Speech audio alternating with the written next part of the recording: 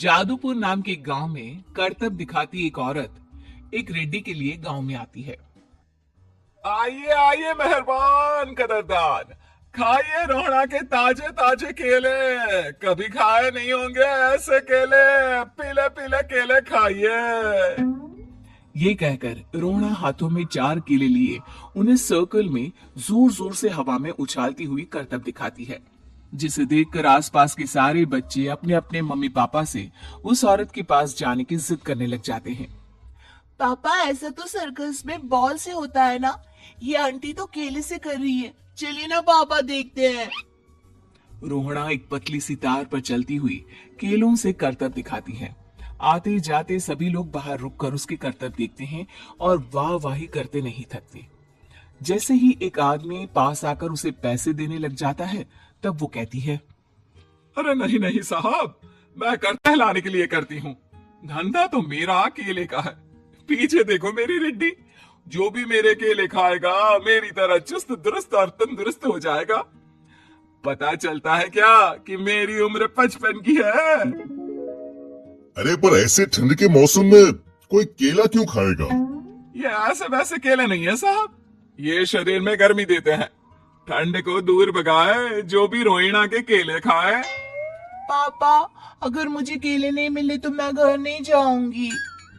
तभी उसके पापा कहते हैं कि बेटा, केले ठंड में कभी गर्मी नहीं देते। ये सब कहने की बातें हैं, सामान बेचने का तरीका है इनका। पर पिंकी नहीं मानती। मैं केले खाऊंगी। पिंकी की जिद के आगे नत्थू हार जाता है और उसे केले खरीद कर दे देता है। पिंकी खुश होकर केले घर ले आकर खाती है। अब मैं भी करतब करूंगी। खाएगा जादुई केले। पिंकी पहला केला खत्म भी नहीं करती कि वो बेहोश हो जाती है। दूसरे केले से एक काला धुआं आता है और रोहड़ा चुड़ैल बनकर बाहर निकल आती है। मेरे भूतिया केले बच्चे न खाए, ऐसा हो ही नहीं सकता। जादूपुर वालों, कब तक बचोगे? आ गई हूं मैं रोहड़ा, जिसका कोई नहीं कर सकता सामना।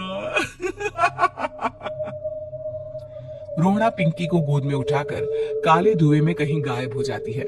शाम के वक्त नत्थू घर लौटता है और पिंकी को घर में ना पाकर उसकी माँ से कहता है, माँ पिंकी कहाँ है? अरे बेटा, उसे तो तू सुबह करतब दिखाने ले गया था ना, फिर कहाँ वापस आए तुम दोनों? मुझे लगा तू उसे अपने साथ मंडी ले गया होगा। हे भगवान, मेरी बच्ची कहाँ गई? मैं उसे घर ही नत्थू गांव के घर कोने में अपनी बेटी को ढूंढता है, पर उसे वो कहीं नहीं मिलती। परेशान होकर आके रो रो कर नत्थू हिम्मत हार कर घर लौट आता है। अगली सुबह रोहड़ा फिर से करतब दिखाने आती है और इस बार पिंकी की तरह रोनी केले खरीद लेता है। 50 रुपए दिए थे पापा ने, सारे पैसों की मैंने केले खरीद लिए हैं। अब मैं भी आंटी की तरह ही करतबबाज बन जाऊंगा। यही सोचते हुए रोनी केले खाता है और पहला अकेला केला आधा खत्म भी नहीं करता कि चुड़ैल उसके सामने आ जाती है। मेरे साथ चलने का समय आ गया है रोनी। ये तो बस शुरुआत है। अब इस गांव के सारे बच्चे धीरे धीरे मेरे कब्जे में होंगे। एक बच्चा भी नहीं बचेगा। ये कहकर रोना रोनी को गोद में लेकर काले धुएं में अदृश्य हो जाती है। उस गांव में से कोई ना कोई बच्चा गायब होता, पर ऐसा क्यों हो रहा है किसी को भी समझ में नहीं आ पा रहा था। रोज की तरह अपनी बेटी पिंकी की तलाश में नत्थू गांव के एक तालाब के पास बैठा रो रहा था। कहाँ गई मेरी पिंकी? शकुंतला के जाने के बाद एक वही तो मेरा सहारा थी। अरे उसकी आत्मा कोस रही होगी मुझे कि मैं अपनी बच्ची को संभाल भी नहीं पाया। नत्थू ये कहता हुआ रो ही रहा था कि तभी तालाब में से उसे शकुंतला की आवाज सुनाई देती है। कहाँ थी तुम शकुंतला? हमारी बच्ची और सारे गायब हुए बच्चे रोहड़ा के कब्जे में है। वो बच्चों को जो केले देती है उससे बच्चे बेहोश हो जाते हैं और उसके कब्जे में आ जाते हैं और वो उन्हें ले जाकर काली दुनिया में ले जाती है। पर वो ऐसा क्यों कर रही है?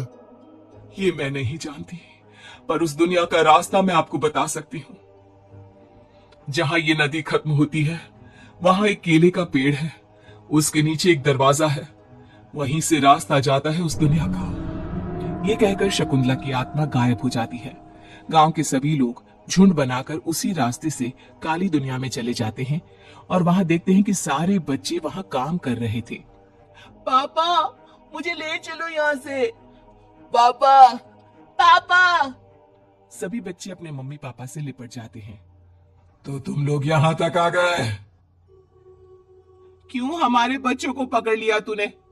तुझे शिकारी बनाना है तो ले, हम सब आ गए हैं, हमें खा ले। नहीं, मुझे बच्चे चाहिए, मेरे बच्चे के बदले तुम लोगों के बच्चे। क्या मतलब? मैं इसी गांव में रहने वाली एक औरत थी। केले की चोरी के इल्जाम में मेरे बेटे को गांव वालों ने इतना मारा कि वो मर गया। उसी दिन मैंने ठान लिया कि गांव वालों का भी वही हाल करूंगी।